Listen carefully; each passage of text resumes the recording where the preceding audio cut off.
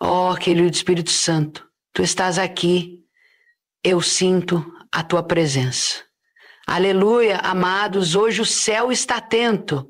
O Espírito Santo está procurando por corações dispostos, vasos quebrantados, vidas que se rendem completamente.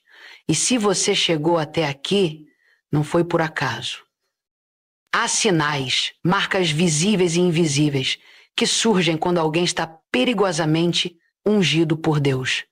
Não é uma unção comum, não é algo que o mundo compreenda. É algo que faz com que o inferno trema e o céu se mova. Se você tem enfrentado resistência, se portas se fecharam, se o preço parece alto, então talvez, apenas talvez, você esteja entre aqueles que carregam uma unção que perturba o reino das trevas. Hoje vamos descobrir juntos esses sinais, mas esteja avisado.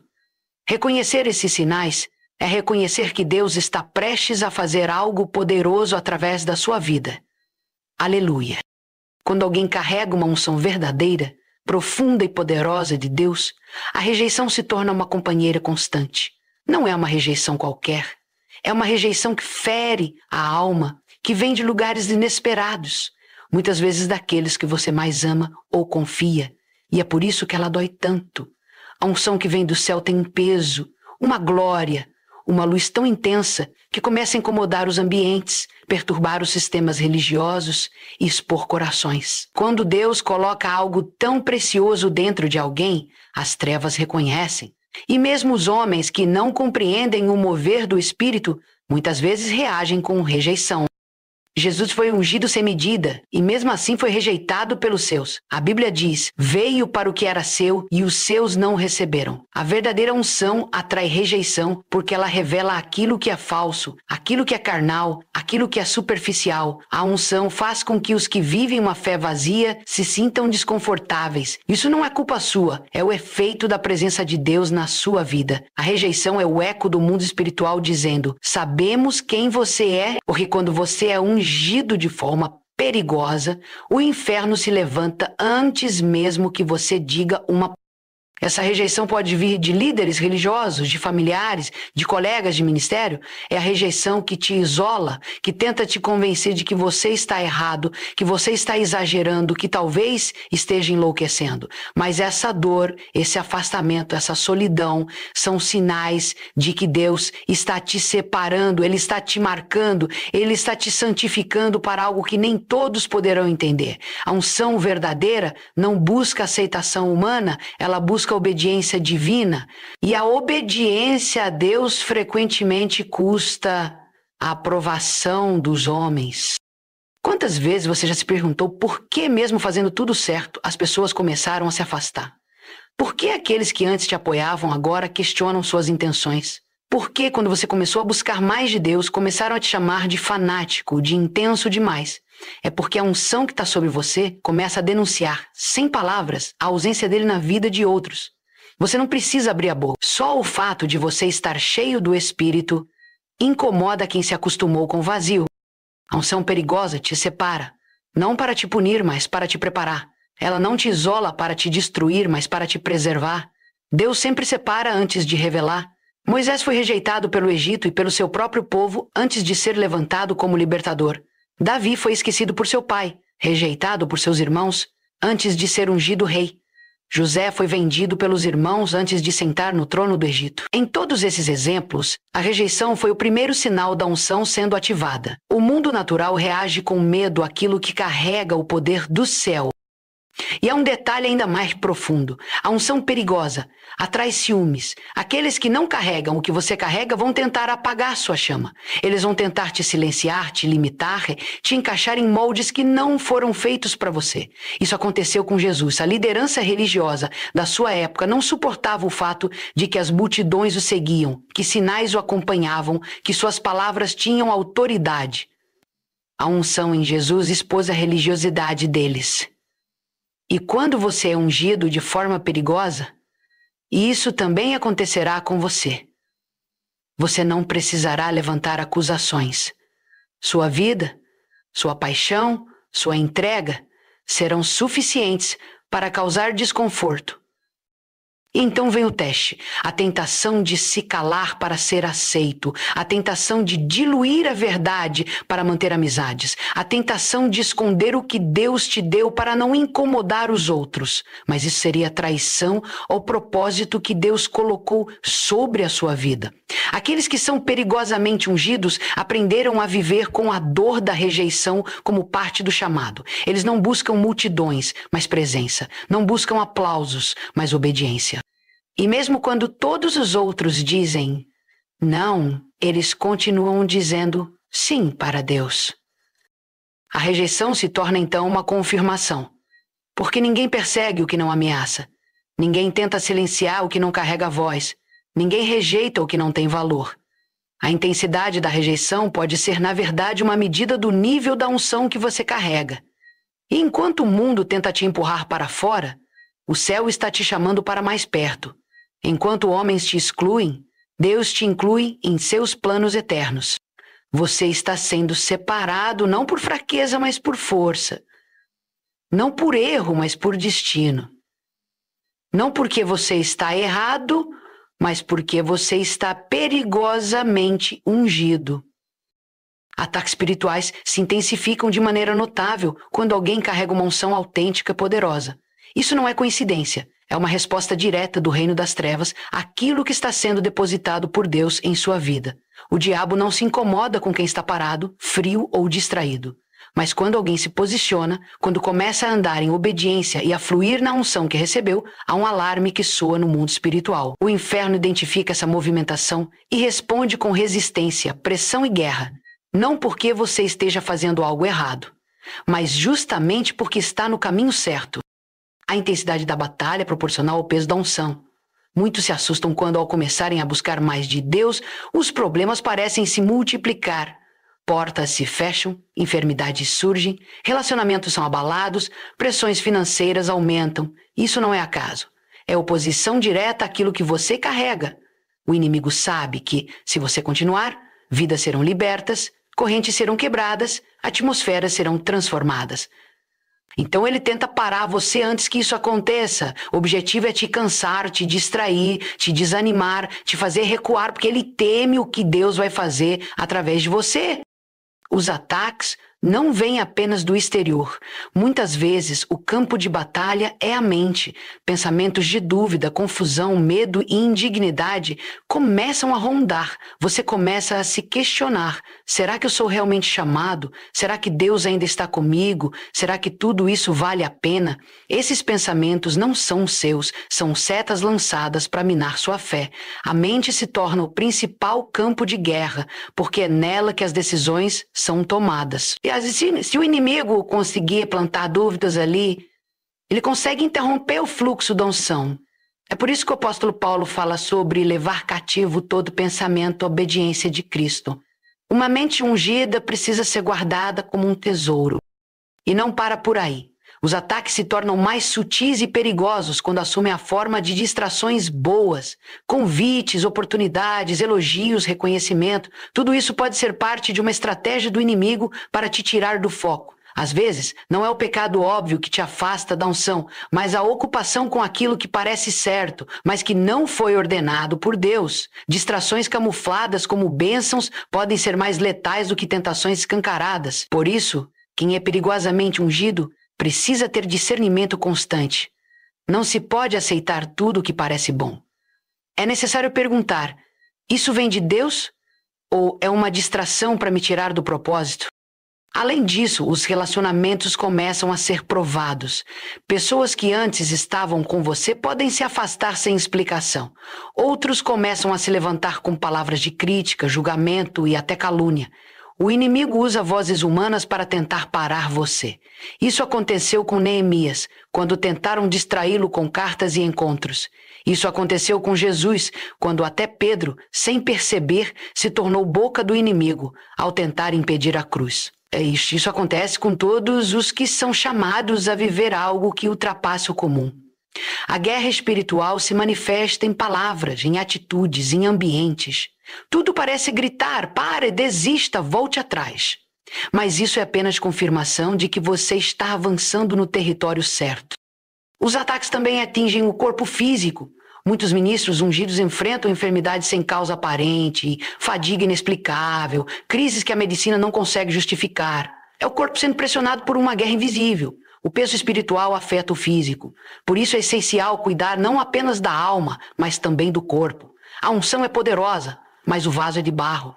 Descanso, alimentação, sono, comunhão. Tudo isso se torna parte da estratégia para resistir ao ataque. O inimigo não respeita cansaço. Ele espera um momento de fraqueza para lançar seus golpes mais certeiros. Mas ainda há uma outra face dos ataques espirituais, o silêncio de Deus. Às vezes, no meio da guerra, parece que o céu está calado, não há resposta, não há direção, só o eco da sua própria oração. Esse silêncio não é ausência, é prova. É como se Deus dissesse: agora quero ver o quanto você confia em mim mesmo quando não sente nada. O inimigo tenta interpretar esse silêncio como abandono, mas na verdade é maturidade espiritual sendo forjada. O silêncio é uma ferramenta de Deus para produzir firmeza. E aqueles que permanecem mesmo quando não sentem, se tornam inabaláveis. Ataques espirituais aumentam porque a unção que você carrega ameaça o sistema das trevas. Eles são inevitáveis, mas não são sinais de derrota. São sinais de que você está sendo notado no céu e temido no inferno. O inimigo não perde tempo atacando quem não representa perigo. Ele investe contra aqueles que carregam algo que pode mudar destinos, libertar cativos e trazer o céu à terra.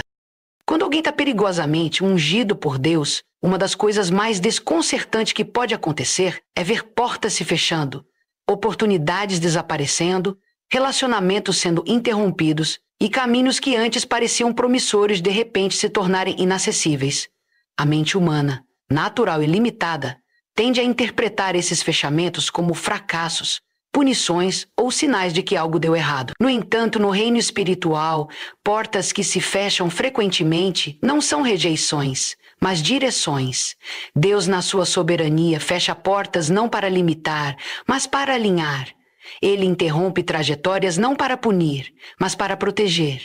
Ele corta acessos não por falta de amor, mas por excesso de zelo pelo propósito que confiou à sua vida.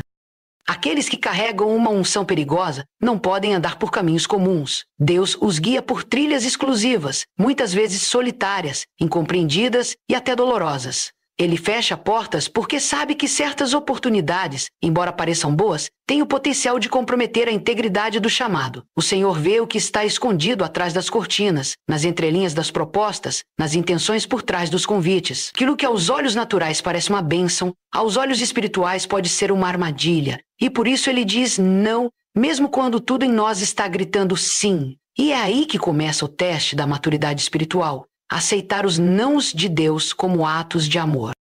Quem está perigosamente unido precisa entender que a obediência não se mede apenas pelo que fazemos, mas também por aquilo que deixamos de fazer. Há portas que não se abrem porque Deus está nos ensinando a discernir o tempo certo. E há outras que Ele mesmo fecha com força para que não tenhamos como forçar a entrada. Porque Ele sabe que uma vez lá dentro, pode ser difícil sair sem feridas. O problema é que muitas vezes estamos mais apegados à expectativa do que à vontade de Deus. Queremos que as coisas aconteçam do nosso jeito, na nossa hora, com os nossos recursos. E quando isso não acontece, nos frustramos. Mas quem carrega uma unção verdadeira precisa se render a um princípio fundamental. A vontade de Deus é sempre melhor, mesmo quando não faz sentido. Portas fechadas são parte do processo de lapidação. Elas nos forçam a olhar para cima em vez de olhar para os lados, nos tiram do controle e nos colocam de volta na dependência. Quando tudo está dando certo, é fácil acreditar que estamos no centro da vontade de Deus.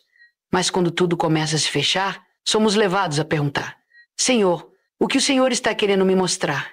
E é nessa vulnerabilidade que a verdadeira intimidade com Deus é forjada. As portas que se fecham nos aproximam do coração dele. Elas nos ensinam que a nossa segurança não está em oportunidades, conexões ou recursos, mas na presença dele. Outro aspecto importante é que portas fechadas testam nossa identidade. Se acreditamos que somos definidos pelo que fazemos ou pelas posições que ocupamos, o fechamento de uma porta pode parecer o fim, mas quando sabemos quem somos em Deus, Entendemos que uma porta não define nosso valor. A unção que recebemos não depende de palcos, microfones ou cargos. Ela está em nós porque Deus a colocou ali. E se Ele fecha uma porta, é porque está preparando outra que se alinha mais profundamente com quem realmente somos e com o impacto que Ele deseja causar através de nós. Além disso, as portas que se fecham nos ensinam a discernir. Não é porque algo está disponível que é de Deus. Nem tudo o que é acessível é aprovado por Ele. Há momentos em que o inimigo oferece portas abertas como distrações. Elas vêm carregadas de prestígio, recursos e aparente sucesso, mas têm o objetivo de nos tirar do foco. A unção perigosa exige vigilância, exige a coragem de dizer não ao que parece bom, para esperar pelo que é certo. E essa coragem é forjada nos momentos em que tudo parece estar se perdendo, mas no fundo estamos sendo redirecionados. É também através das portas fechadas que Deus nos revela os caminhos sobrenaturais. Enquanto uma porta natural se fecha, Ele pode abrir janelas espirituais, caminhos que não estavam no nosso planejamento, pessoas que não estavam no nosso radar, recursos que não estavam visíveis começam a surgir. É como se Ele dissesse: você confiou em mim quando tudo se fechou. Agora veja o que eu posso fazer. A unção perigosa nos leva a confiar no invisível, a esperar no improvável, a andar sobre águas. E isso só é possível quando aprendemos a interpretar os fechamentos como estratégias divinas e não como fracassos pessoais. As portas que se fecham nos separam do comum. Elas nos direcionam para o propósito. Elas nos ensinam a esperar, a ouvir, a confiar. Elas não são o fim, são parte do caminho daqueles que foram perigosamente ungidos por Deus. A presença de milagres é um sinal claro de que alguém está perigosamente ungido por Deus, mas com ela vem um peso que muitos não percebem à primeira vista. Oposição e admiração caminham lado a lado. Quando milagres começam a acontecer através de uma vida, não é apenas o povo que observa. O mundo espiritual também se agita. Os céus se movem em resposta à fé, mas o inferno também se levanta em resistência. Há algo nos milagres que confronta sistemas religiosos, desafia tradições humanas e expõe o vazio das estruturas sem vida. Quando o sobrenatural se manifesta, não há mais espaço para neutralidade. As pessoas são forçadas a crer, a se incomodar ou a se opor. Jesus realizou inúmeros milagres e ainda assim foi odiado, acusado, perseguido e por fim crucificado. Não foi apenas por suas palavras, mas pelo poder que fluía dele. Os milagres tornaram impossível ignorá-lo. Onde ele passava, algo acontecia. Cegos viam, surdos ouviam, mortos se levantavam. Isso causava desconforto nos líderes religiosos.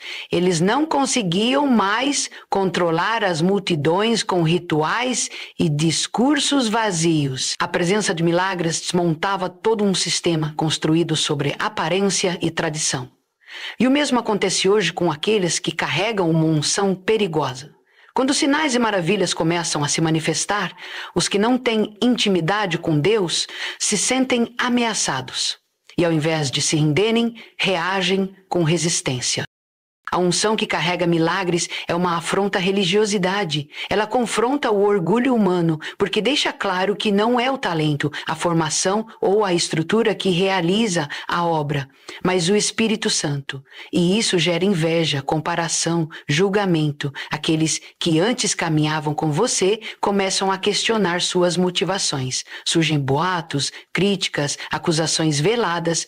Tudo porque a manifestação do poder de Deus provoca uma divisão natural entre o que é genuíno e o que é apenas aparência. Os milagres não são apenas respostas para o necessitado, eles também funcionam como reveladores de corações.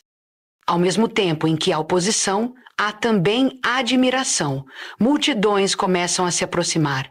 Pessoas de todos os lados vêm em busca de respostas, cura direção. A unção começa a atrair os sedentos, os quebrantados, os desesperados, e isso exige sabedoria, porque junto com a admiração vem a tentação de buscar a glória que pertence a Deus. O milagre é uma ferramenta, não um troféu. Ele aponta para Jesus, não para o vaso. Quando alguém perigosamente ungido começa a ver Deus agindo com poder, precisa manter os olhos fixos na cruz ou então será seduzido pela fama. Há um risco silencioso escondido na admiração das multidões, o risco de se perder no aplauso.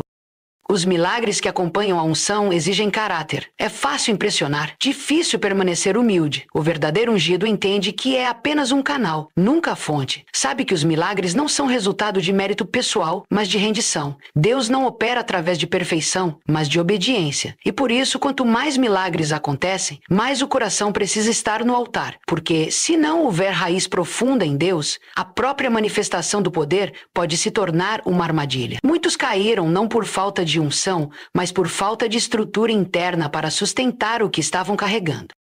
A unção que produz milagres também exige discernimento. Nem todos os que se aproximam estão em busca de Deus. Alguns querem apenas o espetáculo, o benefício, o toque momentâneo. Foi assim com Jesus. Muitos o seguiam apenas pelos pães e peixes, e ele sabia disso. Ele discernia os corações e não se deixava enganar pelo entusiasmo das multidões. Quem é perigosamente ungido precisa aprender a ver além das palavras, além das palmas, além da empolgação.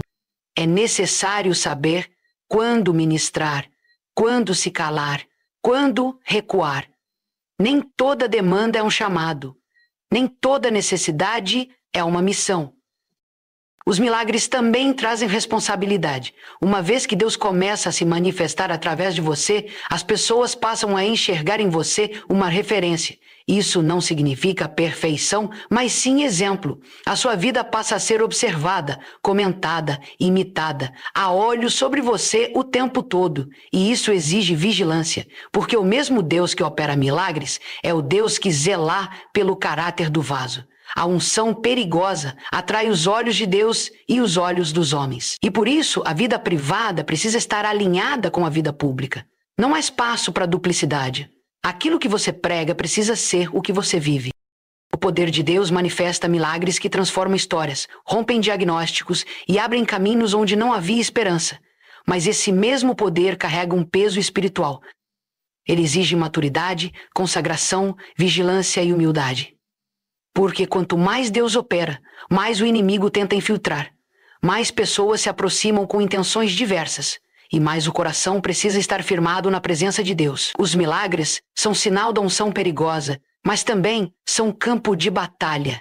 Eles não podem ser romantizados nem temidos, mas devem ser discernidos e vividos com temor. Quando alguém é perigosamente ungido por Deus, uma das marcas mais visíveis, mas muitas vezes incompreendidas, é a solidão. A unção verdadeira atrai o céu, mas também isola do mundo. Isso acontece porque nem todos conseguem entender ou suportar o peso espiritual que acompanha uma pessoa que carrega a glória de Deus de forma intensa. Há um preço elevado pela intimidade com Deus, e esse preço frequentemente é pago em forma de separação. A solidão não é sinal de rejeição divina, mas de preparação. É nas temporadas de isolamento que Deus trata, molda, purifica e revela direções que não seriam discernidas no barulho da multidão. A solidão do ungido não é apenas ausência de companhia, mas ausência de compreensão. Pessoas ao redor podem até estar presentes fisicamente, mas não conseguem alcançar a profundidade do que está sendo vivido. Elas não entendem as guerras espirituais, os fardos carregados em silêncio, as renúncias feitas em secreto. Essa distância emocional e espiritual cria um tipo de solidão que não se resolve com companhia, mas com presença divina. É por isso que tantos homens e mulheres de Deus na Bíblia foram levados a desertos, cavernas, montes e prisões. Deus os tirou do convívio comum para trabalhar o incomum neles. Aqueles que são perigosamente ungidos passam por estações em que os amigos se afastam, os conselhos humanos se tornam insuficientes e até os líderes parecem não compreender completamente. Deus permite isso porque está ensinando o ungido a depender apenas dele. Quando todas as vozes se calam, a única que resta é a voz do Espírito Santo. E é nessa escuta que se aprende a obedecer mesmo sem confirmação, a avançar mesmo sem apoio, a confiar mesmo sem sinais visíveis. A unção perigosa nasce e se fortalece na câmara secreta, onde a única audiência é o próprio Deus.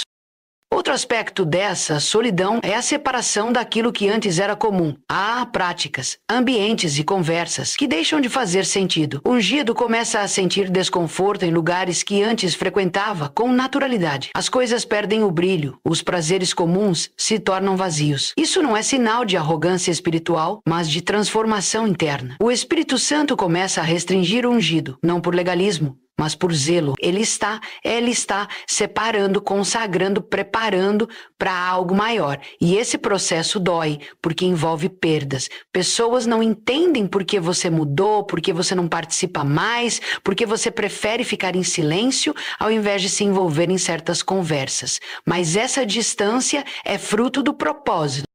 A solidão do ungido também revela o verdadeiro coração. Quando não há palmas, elogios, nem reconhecimento, aquilo que realmente sustenta a pessoa vem à tona. O ungido é testado na ausência de aprovação. É ali que se prova se ele está servindo a Deus ou ao homem. Se sua motivação é agradar ao Pai ou ser aplaudido pelos homens. Esse teste doloroso, mas necessário, porque quanto maior a unção, maior a exposição. E se a motivação estiver errada, o colapso será inevitável.